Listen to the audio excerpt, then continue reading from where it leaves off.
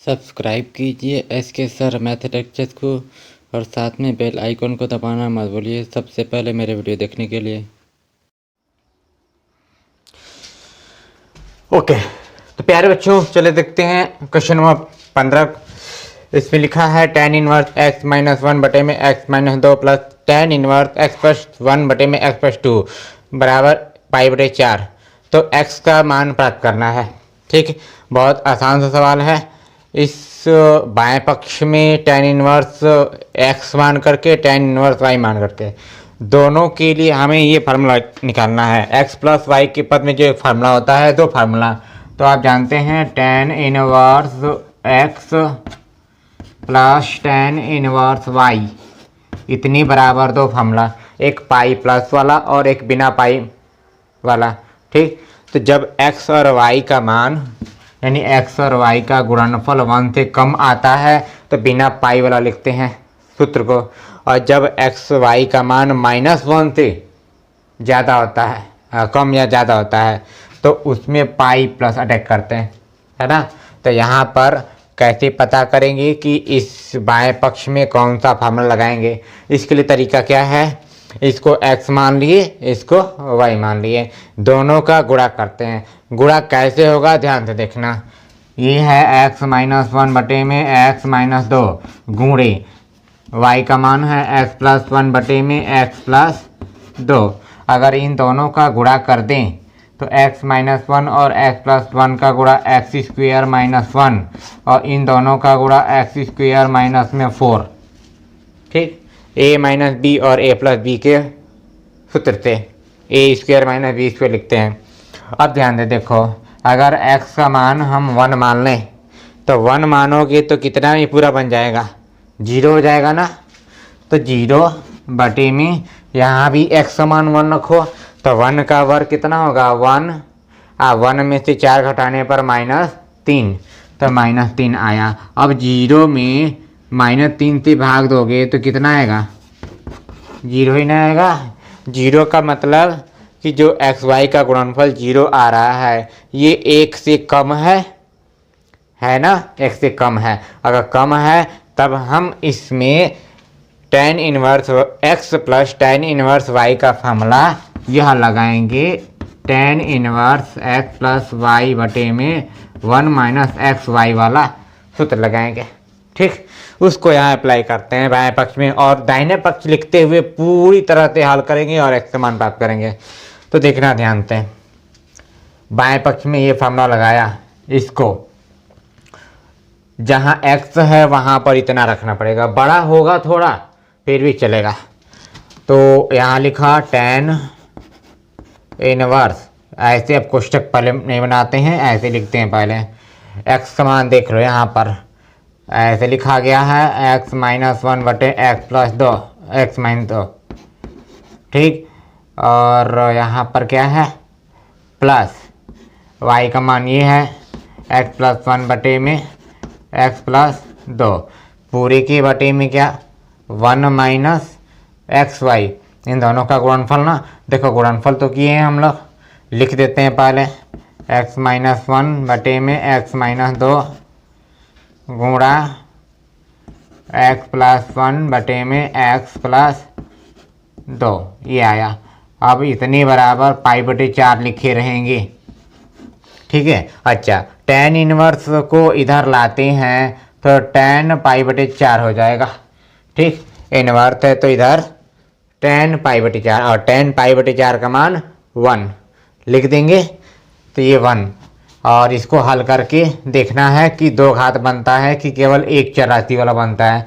तो हल करते करते किसी तरह से x का मान लाना है, इसको जोड़ा, इन दोनों का गुणनफल करके इनका तिर्यक गुणा करते हैं, है ना।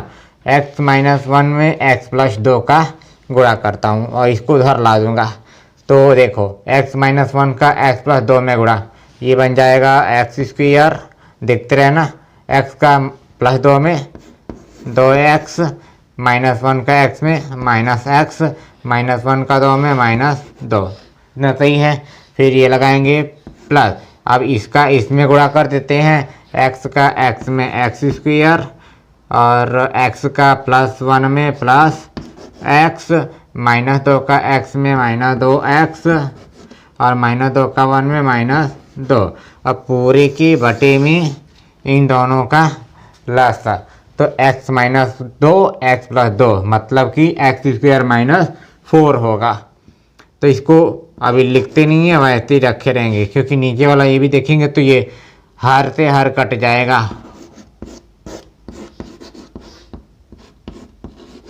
ये अब पूरे की बटे में ये नीचे वाला देखो, इसको भी इतना का जो भी लॉस आएगा, इनका 1 में गुणा, ऊपर वाले का नीचे में गुणा, 1 में इतने का गुणा, x² -4 ही होगा, यही वाला होगा। फिर यहाँ 1 मानते हुए 1 में इन दोनों का गुणा करोगे तो इन दोनों का गुणा x² -1 आया है, और इतने में 1 का गुणा उतना ही।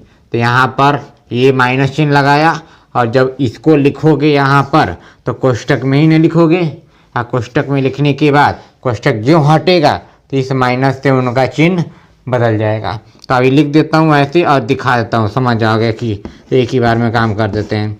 इतना करते हैं, माइनस ये हो जाएगा माइनस, और माइनस का माइनस में गुणा प्लस।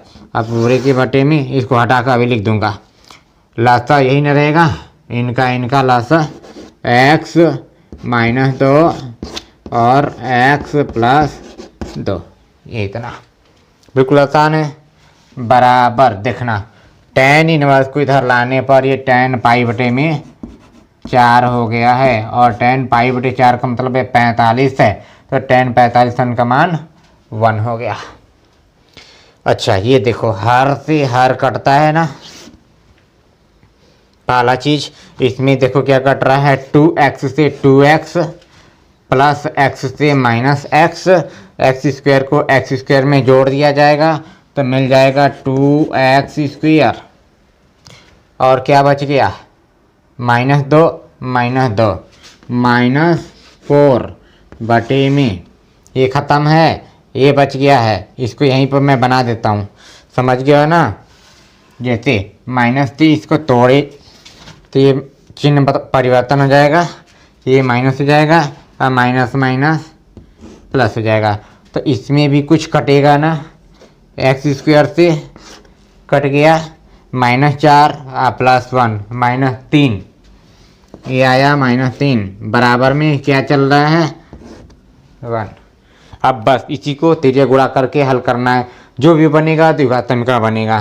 तो देखते हैं द्विघात समीकरण का कौन सा बनता है, कैसे गुणनखंड करते हैं। यहाँ देखना, तिर्यक गुणा करने का मतलब सिंपल सा चीज़ है, इतना बटे में -3, एक से कोई फर्क नहीं है, तो यहाँ लिख देंगे 2x² -4 बराबर -3 का 1 में गुणा -3, ये आया, इसको इधर लाया या इसको इधर ले जाओ तो ये कितना मान प्राप्त होगा, 2x² बराबर 4 को इधर लाओगे तो प्लस हो जाएगा, और 4 - 3 1 होगा, या x² बराबर 1/2 लिखेंगे। ठीक, वर्ग को इधर लाया तो x बराबर वर्गमूल में 1/2 होगा ना।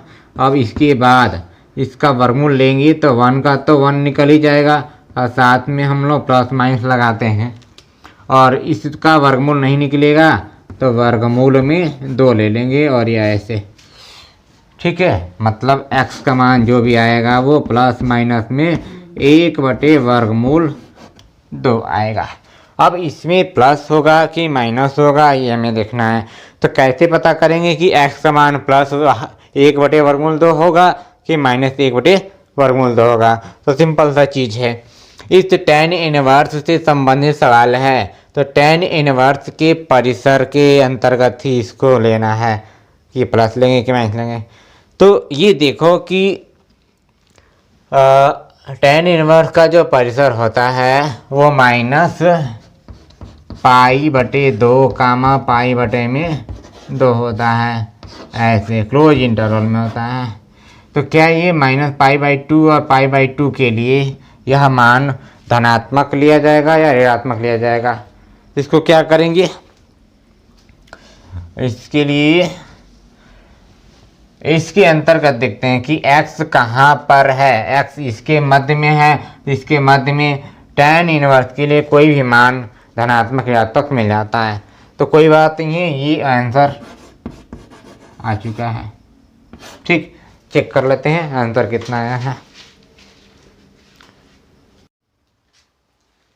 तो देखते हैं अगला क्वेश्चन, क्वेश्चन नंबर 16। इसमें ये कहा गया है कि इस व्यंजक की गणना कीजिए।